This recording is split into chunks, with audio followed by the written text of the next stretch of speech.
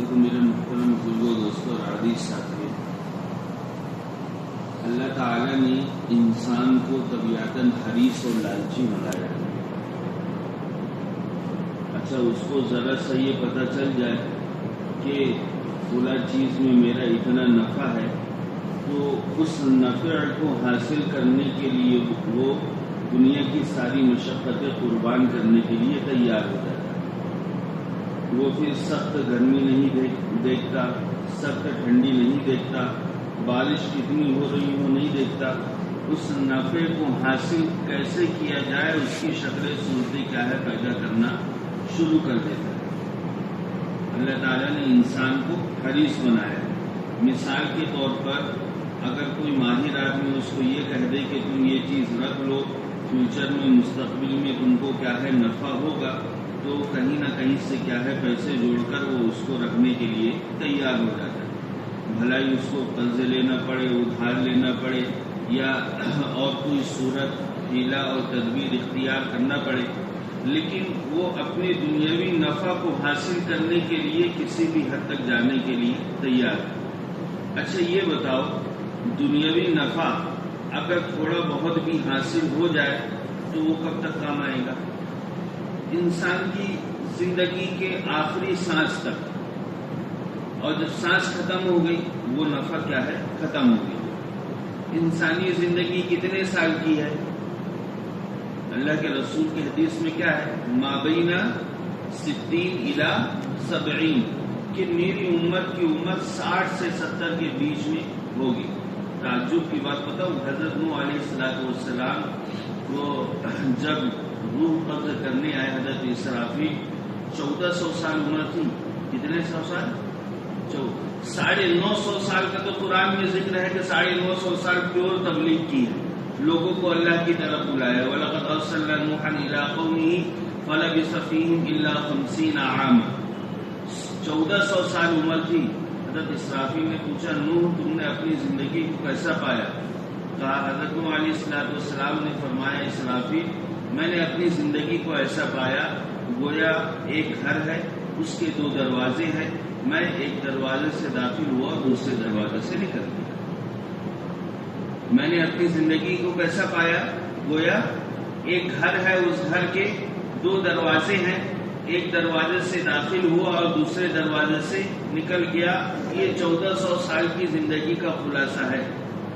اور ہماری 60-70 سال کی زندگی ہے، اس میں بھی انسان حریص ہے طبیعتاً کس چیز کا؟ دنیاوی فائدے کا، اور دنیاوی مال و متاع کا، اور دنیاوی جائیداد کا۔ حضرات صحابہ بھی حریص تھے، لیکن وہ مسابقت الی الخیر کے سب سے بڑے کیا ہے نمونہ تھے۔ چاہتے تھے دنیا بہت ساری حاصل کر لیتے، لیکن انہوں نے دنیا کو کیا ہے پیچھے رکھا۔ اور جہاں کہیں خیر کی بات آتی تھی تو حضرات صحابہ میں ایسی ہوڑ مستی تھی کہ سب سے پہلے میں عمل کر کے اللہ تبارک و تعالیٰ کے یہاں کیا ہے اجر و ثواب میں اپنا نام لکھوا لوں۔ حضرت مولانا یوسف صاحب رحمۃ اللہ علیہ نے ایک باب قائم کیا کہ حضرات صحابہ نیکی کے کاموں میں کیسے آگے بڑھتے تھے۔ آج دیکھو ہم کو کتنی ایسی چیزیں معلوم ہے کہ اس کا ثواب بھی معلوم ہے، سب کچھ معلوم ہے، لیکن عمل نہیں کرتے۔ اچھا آپ کو یہ بتاؤ کہ فلاں چیز ہے، فلاں پروڈکٹ ہے، اگر میں اس کو بیچوں گا تو مجھے اتنا نفع ہوگا، تو انسان لے کے اس کو بیچنے کے لیے فوراً تیار ہو جاتا ہے، کیوں؟ ظاہری نفع اس کو دکھ رہا ہے، اور یہاں نفع تو ہے لیکن ادھار کا، اور وہ اس کو دکھ نہیں رہا ہے۔ لیکن اصل بات کس کی ہے؟ یقین کی۔ جس کو یقین ہے وہ سب کچھ کرنے کے لیے تیار ہے، اور جس کو یقین نہیں ہے عمل بھی معلوم ہوگا، عمل کا ثواب اور اجر بھی معلوم ہوگا، لیکن وہ اس پر عمل کرنے کے لیے کیا ہے تیار نہیں ہوگا۔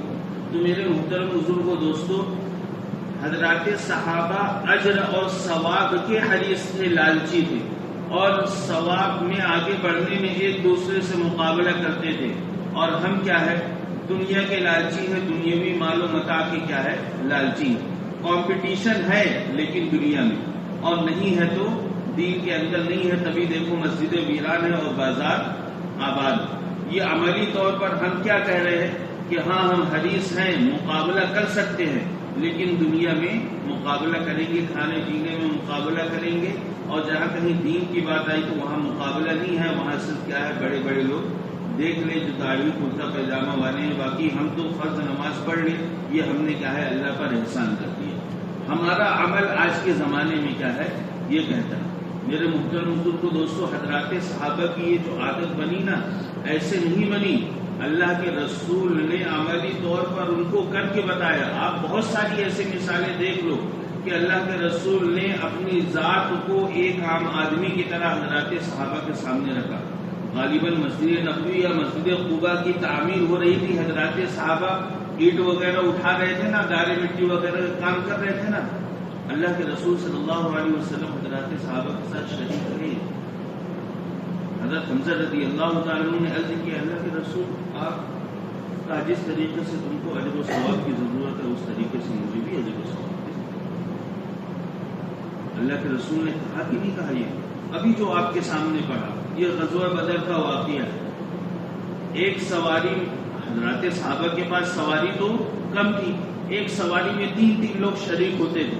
اچھا 3 لوگ بیک وقت تو بیٹھ نہیں سکتے ہیں، 2 بیٹھے گا اور ایک کیا ہے سواری کی نکیل کو پکڑ کر چلے گا۔ اللہ کے رسول کے ساتھ حضرت علی تھے اور ابو لبابہ رضی اللہ تعالیٰ عنہ۔ جب اللہ کے رسول صلی اللہ علیہ وسلم کے پیدل چلنے کی باری آئی تو دونوں صحابی نے ایک زبان ہو کر کہا کہ اللہ کے رسول آپ پیدل نہ چلیے، ہم کو اچھا نہیں لگے گا، آپ سوار رہیے، میں کیا ہے پیدل چلوں۔ حضرت ابو لبابہ نے یہی کہا، حضرت علی نے بھی یہی کہا۔ اللہ کے رسول نے 2 لفظوں کا جواب دیا، کہا تم دونوں مجھ سے زیادہ طاقتور نہیں ہو اور میں تم دونوں کی طرح ثواب سے بے نیاز نہیں ہوں۔ تم دونوں مجھ سے زیادہ طاقتور نہیں ہو اور میں تم دونوں کی طرح ثواب سے بے نیاز نہیں ہوں۔ یعنی اگر تم دنیاوی اسباب کے اعتبار سے پوچھ رہے ہو کہ نہیں آپ چلتے رہو، آپ سواری پر بیٹھے رہو، کہا تو اللہ تعالیٰ نے مجھے کتنے مردوں کی طاقت دی تھی، اللہ کے رسول کو 100 مردوں کی طاقت تھی کہ نہیں تھی؟ اور پھر رہی بات ثواب کی تو اللہ کے رسول نے کہا جس طریقے سے تم کو اجر و ثواب کی ضرورت ہے اسی طریقے سے کیا ہے مجھے بھی ضرورت۔ آپ دیکھ لو خندق کے موقع پر حضرات صحابہ خندق کھود رہے تھے نا، اللہ کے رسول صلی اللہ علیہ وسلم صرف بیٹھ کر حکم نہیں دے رہے تھے، حضرات صحابہ کے ساتھ خندق کھودنے میں شریک تھے۔ اور کبھی آپ تاریخ اٹھا کر پڑھ لینا، اللہ کے رسول نے اپنے حصے میں زیادہ کھودنے والی رکھا تھا کہ میں زیادہ کروں گا۔ تبھی حضرات صحابہ کے پیٹ میں کتنے پتھر تھے؟ 1۔ اللہ کے رسول کے پیٹ میں کتنے تھے؟ تو مشقت کس نے سب سے زیادہ اٹھائی؟ الاجر بقدر المحنہ، اجر جو ہوگا جتنی مشقت ہوگی اسی کے اعتبار سے ہوگی۔ یعنی اللہ کے رسول صلی اللہ علیہ وسلم نے عملی طور پر کیا ہے یہ چیز کر کے بتایا کہ کبھی بھی ہو جائے انسان ہر چیز سے بے نیاز ہو سکتا ہے لیکن اجر و ثواب سے تو بے نیاز نہیں ہو سکتا۔ اللہ تبارک و تعالیٰ کیا نہیں تو کیا دکھائے گا؟ تو میرے محترم بزرگوں دوستو، اللہ کے رسول صلی اللہ علیہ وسلم نے عملی طور پر یہ چیز کیا ہے کر کے بتایا، اور حضرات صحابہ کے اندر اللہ کے رسول کے عمل سے وہ چیز پیدا ہوئی کہ اصل چیز لالچ کرنے کی اور حرص کرنے کی کیا ہے وہ نہیں کی۔ اسی کو اللہ نے کیا کہا ہے، وَفِي ذَلِكَ فَلْيَتَنَافَسِ الْمُتَنَافِسُونَ، کہ اگر ایمان والوں کو لالچ کرنا ہے تو ایسی ہی چیزوں میں کیا ہے لالچ کرنا چاہیے۔ تو میرے محترم بزرگوں دوستو، اللہ کے رسول صلی اللہ علیہ وسلم کی زندگی دیکھو، مسابقت الی الخیر میں ہر صورت میں آگے تھے، مسابقت الی الخیر میں ہر صورت میں آگے تھے۔ اور ہمارا مقابلہ اور کمپٹیشن تو ہے لیکن کس کے اندر ہے؟ دنیا کے اندر ہے، اور دین کے اندر کیا ہے ذرہ برابر بھی نہیں ہے۔ یہی وجہ ہے کہ نفلی اعمال کی اہمیت ہمارے معاشرے کے اندر بالکل نہیں۔ فرض تو کسی درجے میں بھی پورا ہو جاتا ہے، فرض کر دیا تم نے، اللہ پر کوئی احسان تھوڑی نہ کیا، ظہر اثر مغرب عشاء فجر پڑھ لی، وہ تو تم نے اللہ کا حق ادا کیا، سنت پر عمل کر لیا، اللہ کے نبی پر کوئی احسان تھوڑی نہ کر دیا، اس کے ذریعے کیا ہے تم کو بدلہ ملا۔ اصل تو یہ ہے کہ تم نفل ادا کرو، اصل تو یہ ہے کہ نفل ادا کرو، فرض کیا اللہ کے رسول کا حق، اللہ کا حق ادا کیا، سنت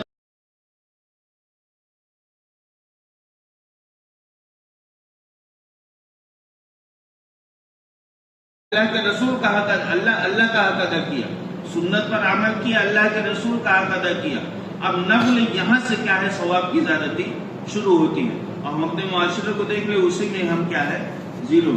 میرے محترم بزرگوں دوستوں اصل چیز کیا ہے اجر و ثواب ہے. حضرات صحابہ کو بس جب حضرت ابو ہریرہ رضی اللہ تعالیٰ عنہ اور حضرت عبداللہ ابن عباس ایک جنازے میں ساتھ تھے، جنازہ ہو گیا، تجہیز و تکفین ہو گئی، نماز بھی ہو گئی، تو حضرت ابو ہریرہ نے حضرات صحابہ کے سامنے کھڑے ہو کر ایک حدیث سنائی کہ میں نے اللہ کے رسول سے سنا کہ جو جنازے کی نماز پڑھے ایک قرات ثواب، تدفین میں شریک رہے ایک قرات کیا ہے ثواب. یہ پوری حدیث سنائی. حضرت عبداللہ ابن عباس رونے لگے.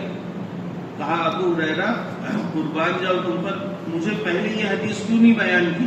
کہا ایسا کیوں کہہ رہے ہو؟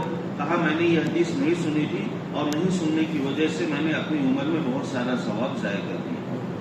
ارے جن کا یہ پیشہ تھا کہ اللہ کے رسول کی زندگی کے ہر عمل کو اپنی زندگی میں لانا، جب بھی مکہ جاتے تھے اللہ کے رسول نے جہاں اپنا آخری حج کیا تھا، جہاں پیشاب کیا تھا، وضو کیا تھا، وہاں پیشاب کی ہیئت بنا کر بیٹھ جاتے اور وضو بھی کرتے، پیشاب کی ضرورت نہیں ہوتی. قافلے والے پوچھتے کیوں ساروں کو روک لیا؟ کہا میں نے اپنے محبوب کو دیکھا تھا، اللہ کے رسول نے ہم کیا ہے ضرورت سے فارغ ہوئے تھے، اگرچہ مجھے ضرورت نہیں ہے لیکن میں چاہتا ہوں کہ میں اپنے محبوب کی شکل و صورت کیا ہے اختیار کروں. جن کی زندگی کا یہ شیوا تھا کہ اللہ کے رسول کی ایک ایک عمل پر عمل کرنا ہے، ان کی آنکھوں سے آنسو آ گئے کہ یہ عمل مجھ سے کیا ہے چھوٹ گیا اور بہت سارا ثواب ضائع ہو گیا. اچھا یہ بتاؤ ہم کو کتنے ایسے عمل معلوم ہیں اور اس کا ثواب بھی معلوم ہے لیکن کرنے کو دل نہیں چاہتا؟ کیوں؟ مسابقت الی الخیر کا جذبہ ہمارے اندر ہے ہی نہیں کہ ہم کو کھانے کی دعائیں اور کھانے کی سنتیں اور ساری چیزیں اور کس کے کیا کیا فضائل نہیں معلوم. آج اپنا محاسبہ کر لو کہ آج آپ اس دن میں کھانا کھائے، کل رات میں کھانا کھائے، کتنی سنتوں پر عمل کیا. اصل میں کہنے کا مقصد یہ ہے کہ چھوٹی چھوٹی چیزوں کو ہلکا سمجھ کر چھوڑ دیتے.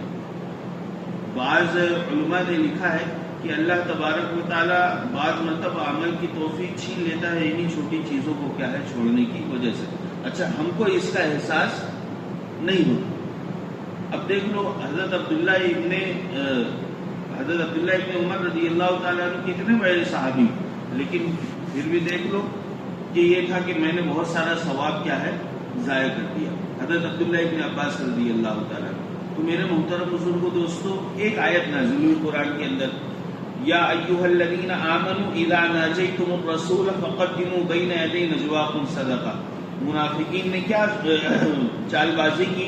حضرات صحابہ اللہ کے رسول سے سوال پوچھتے تھے تو انہوں نے کہا کہ ان کو سوال نہ پوچھنے دیا جائے تاکہ اسلام کا کیا ہے فروغ نہ ہو، اللہ کے رسول ان سے زیادہ بات نہ کرے. آتے ادھر ادھر کا سوال پوچھتے، جو خلوص قلب کے ساتھ آتا تھا حضرات صحابہ ان کو سوال پوچھنے کا موقع نہیں مل پاتا. اللہ تعالیٰ کو منافقین کی اس شرارت کا کیا ہے علم ہوا. ایک آیت نازل کی کہ ایمان والو جب اللہ کے رسول سے بات کرنے جاؤ نا تو پہلے صدقہ کیا کرو، اس کے بعد کیا ہے جایا کرو. حکمت کیا تھی اس کے پیچھے کہ اگر صدقہ کرنے کو کہا جائے گا تو منافقوں کے اوپر صدقہ کرنا کیا ہے بوجھ ہوگا، بار ہوگا، اور وہ اللہ کے رسول سے بات کرنے سے کیا ہے رکے گی.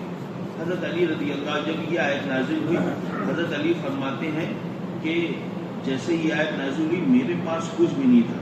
میں ایک یہودی کے باغ میں گیا، میں نے کہا کہ مجھے کچھ باغ میں کام دے دو. صبح سے شام تک کیا ہے کام کیا، ایک مٹھی کھجور ملی، اس کو صدقہ کر دیا اور اللہ کے رسول سے کیا ہے جا کر بات کی. تھوڑی دیر بعد آیت کا حکم منسوخ ہو گیا. یعنی یہ قرآن کی ایک واحد ایسی آیت ہے کہ جس پر صرف حضرت علی نے عمل کیا اور کائنات تک نہ کسی صحابی نے عمل کیا، تابعین نے تابع تابعین نہ کوئی عمل کر پائے گا. کیوں؟ اس کا حکم منسوخ ہو گیا. اللہ کے رسول نے حضرت علی سے پوچھا کہ تم نے ایسا کیوں کیا؟ کہا اللہ کے رسول میرے کو معلوم تھا یہ آیت کا حکم جلدی چلا جائے گا. کہا کیوں؟ کہا کسی صحابی کے پاس اتنا ہے ہی نہیں کہ وہ صدقہ کرے اور آپ سے آ کر کیا ہے بات کرے، اور ہمارے سوالات اتنے ہیں کہ اگر اس کو صدقے کے مقابلے میں رکھا جائے تو پھر ہم کیا ہے آپ سے ایک بھی سوال نہیں کر پائیں گے. جیسے ہی آیت نازل ہوئی مجھے پتہ چلا تو فوراً میں ایک یہودی کے یہاں گیا، اس کے یہاں اچھا مزدوری کرنے کے لیے تیار ہو گیا. کس پر؟ صرف ایک آیت کے حکم پر عمل کرنے کے لیے. صرف یہ حضرات صحابہ کے اندر خیر پر عمل کرنے کا جذبہ تھا. ابھی آگے ایک دو حدیث اور ہے کہ ایک صحابی تھے حضرت ربیعہ بن کعب اللہ کے رسول میں رات کے لیے کیا ہے وضو کے لیے لوٹا پانی وغیرہ رکھتے تھے. اللہ کے رسول خوش ہوئے, کہا سلنی آتی کا مانگو, جو کچھ مانگنا ہے میں دوں گا. کہا اللہ کے رسول میں کل سوچ کر بتاؤں گا. جب دوبارہ آئے کل, کہا کیا سوچا؟ کہا اللہ کے رسول نے جب رات میں گئے تو رات میں تنہائی میں بیٹھے, کہا دیکھو دنیا تو جیسے بھی ہے کٹ جائے گی, اور اللہ تعالیٰ زندگی گزارنے کے وقت میں مجھ کو روزی دے رہا ہے. اللہ کے رسول کے اللہ کے یہاں بڑا مقام ہے, میں جا کر کل کہوں گا اللہ کے رسول حشر کے میدان میں میری سفارش کرتے ہیں. بس دوبارہ گئے اور اللہ کے رسول سے ساری بات عرض کر دی. کہا تم نے کسی سے مشورہ تو نہیں کیا تھا, کسی سے پوچھے تو نہیں تھے؟ کہا نہیں. کہا ما حملک علی ھذا, کہا پھر یہ سوال تمہارے ذہن میں کیسے آ گیا؟ چاہتے تو دنیا مانگ لیتے, میں اللہ سے سوال کر دیتا تم کو بہت کچھ مل جاتا. کہا اللہ کے رسول دنیا ہے کیسی بھی کٹ جائے گی, اصل تو آخرت ہے اور آپ کی سفارش چاہیے.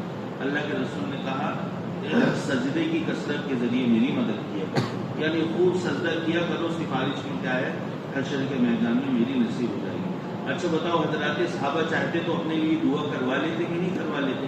لیکن مسابقت الی الخیر کا جذبہ حضرات صحابہ کے اندر کیا ہے بہت تھا. اچھا ہم دنیاوی فائدے کو دیکھتے ہیں, اسی وجہ سے اللہ تبارک و تعالیٰ نے مال اور اولاد کو فتنہ کہا ہے کہ نہیں کہا؟ جہاں دیکھ لو, جہاں کہیں بھی مال زیادہ ہوگا وہاں فتنے اور آپسی اختلافات تنازعات زیادہ ہوگی.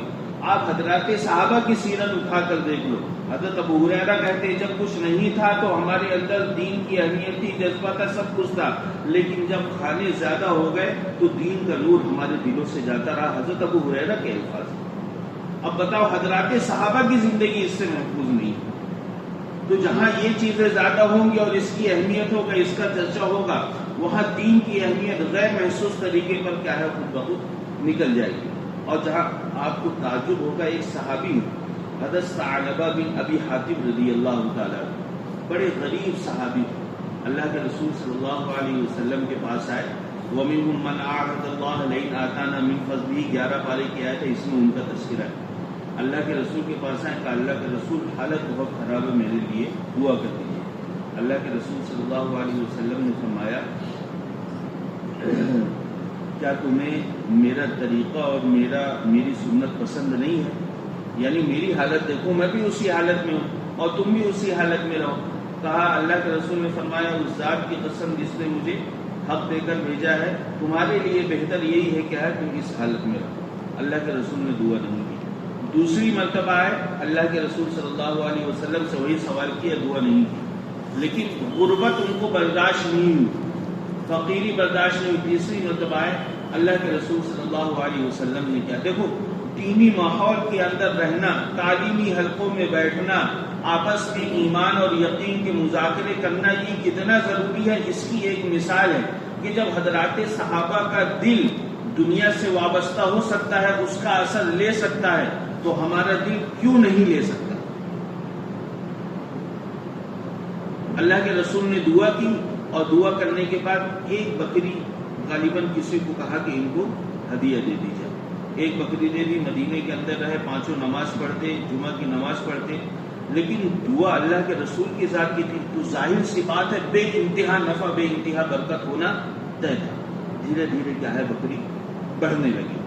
جب بکریوں کی تعداد بڑھی اور جگہ ناکافی ہوئی, چونکہ مدینہ شہر تھا اور وہاں اتنی جگہ کا ملنا اتنی مشکل تھا, تو وہ مدینے سے تھوڑا باہر منتقل ہو گئے اور ساری نمازوں میں جمعہ وغیرہ میں آتے اور بکریوں کی حفاظت بھی کرتے, دیکھ بھال بھی کرتے رہتے. پھر بکریاں اور بڑھی تو اور دور جا کر کیا ہے اور زیادہ جگہ لے لی اور بکریوں کی کیا ہے دیکھ بھال کرتے رہتے. لیکن ہوا کیا, فجر کی نماز اللہ کے رسول کے پیچھے پڑھنا چھوڑ دی. کیوں؟ اتنی دور سے مسجد نبی آنے میں کیا ہے دشواری ہوتی تھی رات کے وقت. بکریاں اور بڑھی اور دور چلے گئے. ہوا کیا, عشاء اور مغرب چھوڑ دی. اپنے وہاں خود انتظام کرتے تھے اور خود انتظام کر کے پڑھ لیتے تھے. ظہر, عصر اور جمعہ میں کیا ہے شریک ہوا کرتے تھے. پھر بکریاں جب اور بڑھی تو مدینے کے اور آگے کیا ہے خود دور میں جگہ لے لی. نتیجہ کیا ہوا, ظہر عصر جو اللہ کے رسول کے پیچھے ہوتی تھی وہ بھی چھوٹ گئی. اچھا بتاؤ, اللہ کے رسول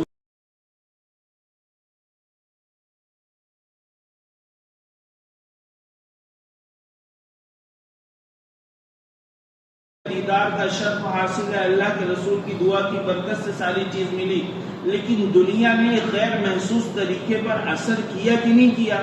اتنا اثر کیا کہ 5 وقت کی نماز باجماعت اللہ کے رسول کے پیچھے پڑھنے سے کیا ہے، محروم ہو گئے۔ ایک مرتبہ جب اللہ کے رسول نے نہیں دیکھا تو حضرات صحابہ سے پوچھا کہ اللہ کے رسول ایسی حالت ہے ان کی، تو اللہ کے رسول نے کہا تعیسہ ثعلبہ، یہ افسوس و ثعلبہ پر 3 مرتبہ کیا ہے لفظ کا۔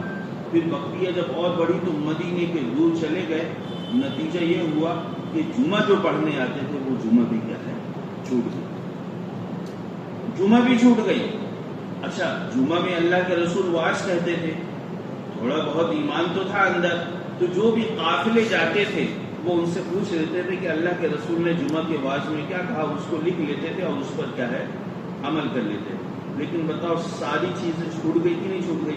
پہلے ایک نماز چھوٹی، پھر 3 چھوٹی، پھر 5 چھوٹی، اور پھر جمعہ بھی چھوٹ گیا۔ اسی درمیان میں زکوٰۃ کے احکام نازل ہو گئے۔ اچھا، یہ بڑے مالدار بن گئے، لوگوں کی آمد و رفت بہت زیادہ ہو گئی۔ اللہ کے رسول نے 2 حضرات صحابہ کو تیار کیا، جاؤ زکوٰۃ وصول کر دیا۔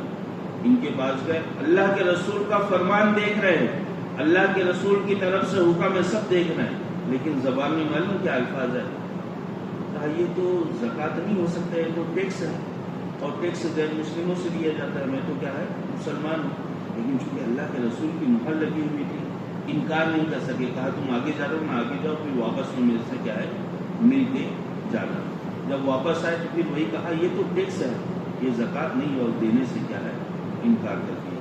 اللہ کے رسول کے پاس آئے دونوں صحابی، سارا واقعہ سنائے، اللہ کے رسول نے وہی کہا افسوس ہو ثعلبہ پر، افسوس ہو ثعلبہ پر، افسوس ہو۔ سارا کچھ کس کی دعا سے ملا تھا؟ اللہ کے رسول کی دعا سے ملا تھا، لیکن دنیا نے اثر کیا کہ نہیں کیا؟ اب دیکھو اللہ کے رسول کے زمانے کا یہ حال ہے، اور ہم 1448 سال بعد ہیں، تو کیا کہنے کا مقصد یہ ہے کہ پورا دن آپ بازار کی زندگی میں رہتے ہو کہ کیا دنیا غیر محسوس طریقے پر اثر نہیں کرے گی؟ آپ مسجد میں رہنے کا مقابلہ اور گھر میں اور بازار میں رہنے کا مقابلہ کر لو تو آپ 30-40 منٹ رہتے ہو، اور وہاں 23 گھنٹہ 20 منٹ رہتے ہو، تو اثرات کس کا ہوگا؟ ظاہر سی بات ہے دنیا، جب دنیا کا ہوگا تو زبان کو اسی کے بول آئیں گے۔ اسی وجہ سے کہتے ہیں کہ بھائی مسجد کو 24 گھنٹہ آباد کرو اور زیادہ سے زیادہ وقت دو، تاکہ دین کی باتیں زبان سے کیا ہے زیادہ نکلے۔ جتنا زیادہ یہاں رہو گے اتنا زیادہ کیا ہے مسجد کی باتیں ہوں گی۔ جب ان کو یہ پتا چلا کہ اللہ کے رسول نے میرے بارے میں یہ کہا ہے، اپنا بہت سارا مال کیا ہے اللہ کے رسول کے پاس لے کر گئے، اللہ کے رسول نے قبول کرنے سے انکار کر دیا، کہا آج نہیں، میں اپنی وفات تک تم سے کچھ بھی نہیں لوں گا۔ ڈائریکٹ اللہ کے رسول نے زبان پر کر دیا۔ اس کے بعد اور کئی مرتبہ آئے، حضرت مفتی شفیع صاحب نے معارف القرآن میں لکھا ہے، لیکن اللہ کے رسول نے لینے سے انکار کر دیا۔ حضرت ابوبکر کا زمانہ آیا، سوچے اللہ کے رسول نہیں ہے، یہ لے لیں گے، حضرت ابوبکر نے بھی کہہ دیا اللہ کے رسول نے نہیں لیا تو میں کیسے لوں تمہارا؟ حضرت عمر کا زمانہ آیا، جتنے بھی ہر سال آتے حضرت عمر نے بھی کیا ہے قبول کرنے سے انکار کر دیا۔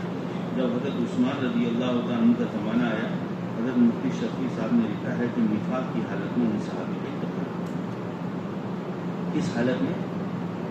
نفاق کی حالت میں، کفر اور شرک بھی نہیں لکھا ہے، کفر اور شرک سے نیچے کا درجہ جہاں سخت عذاب دیا جائے گا۔ بس میرے محترم بزرگوں دوستوں کہیں، یہ ایک صحابی کا حال ہے جنہوں نے اللہ کے رسول کے دیدار کا شرف حاصل کیا، سب کچھ اللہ کے رسول کی دعاؤں سے ملا، لیکن جہاں کہیں ماحول سے ہٹتے رہے، دینی خدمات سے ہٹے، اللہ تبارک و تعالیٰ نے کیا ہے سارا چھین لیا۔ کہنے کا مقصد یہ ہے کہ جتنا زیادہ دین کا چرچا ہوگا، جتنا زیادہ وقت مسجد میں گزرے گا، اللہ تعالیٰ اتنی نورانیت کو باقی رکھے گا۔ نہیں تو یہی ہوگا کہ دھیرے دھیرے کرتے کرتے ساری چیزیں ختم ہو جائے گی، اور ایمان اور یقین غیر محسوس طریقے پر کیسے دل سے نکل جائے گا آپ کو پتہ بھی نہیں چلے گا۔ اللہ تعالیٰ بسم اللہ۔